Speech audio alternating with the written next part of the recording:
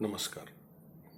आमचे मित्र राहुल पुंगलिया सर यांची ही कविता नाहीये. ही कविता नाही. नाट्यगृहात अंधार. नाट्यगृहात अंधार हळूहळू रंगमंच उजळतो.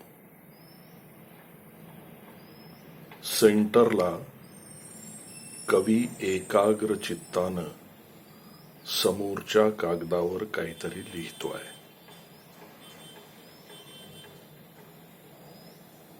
तो कवी आहे हे कसं ओळखावं? तर कवी असा फलक त्याच्या मागे लावलेला आहे. उजवीकडून एक सम्राट येतो. उजवीकडून एक सम्राट येतो. सम्राटाचा जामानिमा पंतप्रधान, महाराज, बादशाह आणि एखादा मुकुटधारी राजा या सगळ्याची लसावी काढून केलेली वेशभूषा.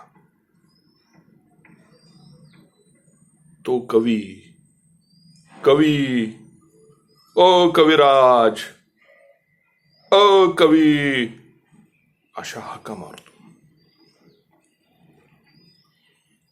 कवी लक्ष न देता लिहित राहतो. सम्राट कंटाळून आल्या पावली निघून जातो.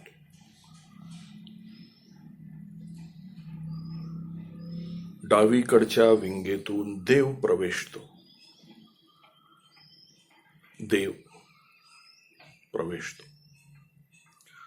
इंद्र दरबारातील कुठल्याही दुय्यम किंवा तिय्यम दर्जाच्या देवासारखा पेहराव. वत्सा वत्सा अशी हाक देतो. कवी साफ दुर्लक्ष करून लिहित राहतो. देव कंटाळून निघून जातो.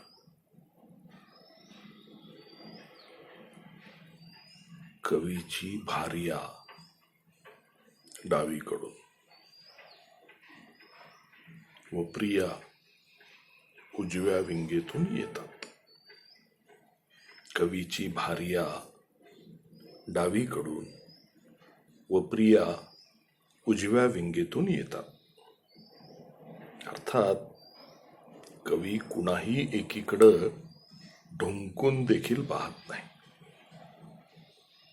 ते गैरसोयीचं देखील आहे. खाली मान घालून तो लिहित राहतो. त्याला लढीवाळ हाका मारतात.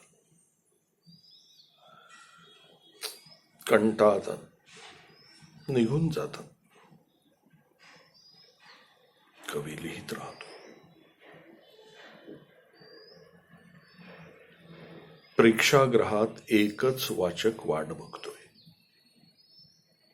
तो शेवटी वैतागून रंगमंचावर येतो. घाईघाईनं कवीच्या हातातील कागद हिसकावून घेतो. झटापटीत कवी खाली पडतो. वाचक कवितेचा कागद बघतो. रिकाम्या प्रेक्षागृहाला दाखवतो. कागद कोरा असतो. कागद कोरा असतो. बाहेरून मोठमोठ्या यंत्रांचे, जेसीबीचे आवाज नाट्यगृहाच्या भिंती हादरू लागतात.